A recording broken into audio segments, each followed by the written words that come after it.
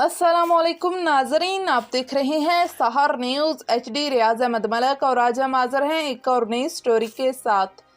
हुकूमत ने सार्फिन पर बिजली के जो बम गिराए हैं, इनसे गरीबों की कमर टूट गई है। मगर वज़ीर आज़म शहबाज शरीफ जो गीत अलाप रहे हैं, क्या वो सच है? अब अवाम हुकूमत पर क्या तनकीद कर रही है, हम आपको दिखाएंगे आज के व्लॉग में। मगर हस्बे रिवायत हमारे वो नाजरीन जिन्होंने अब तक हमारे चैनल को सब्सक्राइब नहीं किया, वो इसे सब्सक्राइब करके साथ लगे बेल आइकन को प्रेस कर दें ताकि हमारी आने वाली हर एक नई वीडियो का नोटिफिकेशन आप तक पहुंच सके।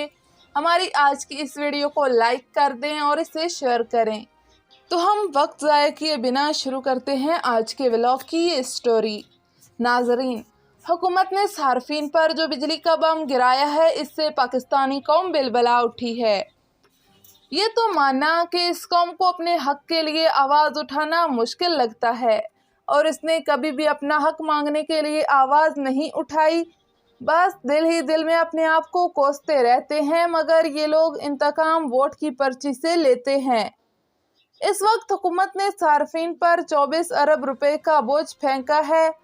इस माह भी आवाम की अक्सरियत बिजली का बिल देने के बाद फाकों की जानब पहुंच चुकी है या फिर तैयार है, और जो शुनीद है कि अगले बिल मौजूदा बिलों से भी ज़्यादा होंगे।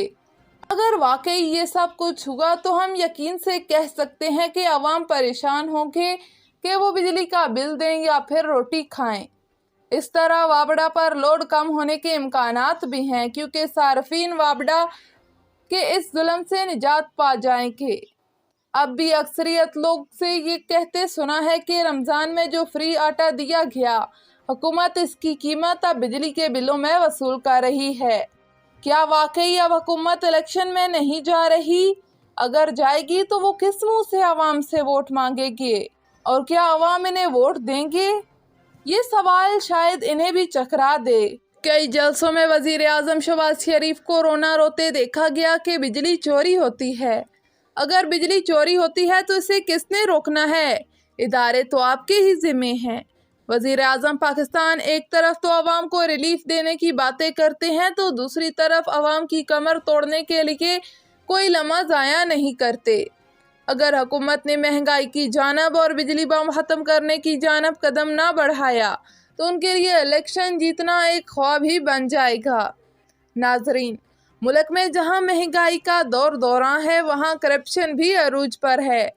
हम आपको एक सड़क दिखाते हैं। मियानी अड्डा पर बुला से मियानी आने वाली सड़क है, जो सीमेंट से बनाई जा रही है। मगर कमाल देखें कि इस सड़क पर नकासी आपके लिए कोई नाली नहीं, और सड़क भी बगैर किसी फाउंडेशन के बनाई जा रही है, जो ठेकेदार की गफलत का मुंह बोलता सबूत भी है। एक और जुल्म जो गरीब आवाम पर तोड़ा जा रहा है, वो ये है कि गुज़श्ता दिनों DHQ में एक नर्स, जिसे डॉक्टरों की बर्बरियत ने मौत की वादी में धकेल दिया। यहाँ भी एक सवाल पैदा होता है जिसका जवाब शायद कोई ना दे पाए। क्या इस नर्स को किसी मरीज ने मारा है, जिसके साथ इसकी मौत के बाद एक यकजहती के इजहार के तौर पर 2 रोज से अस्पतालों में हड़ताल जारी है? किसी भी मरीज को चेक नहीं किया जा रहा और ना ही आवाम को कोई ठोस बात बताई जाती है। अब इस वाक़े के साथ मरीजों का क्या ताल्लुक है? पूरा इलाका मर रहा है, मगर इंतज़ामिया के कानों पर जूं तक नहीं रेंगी।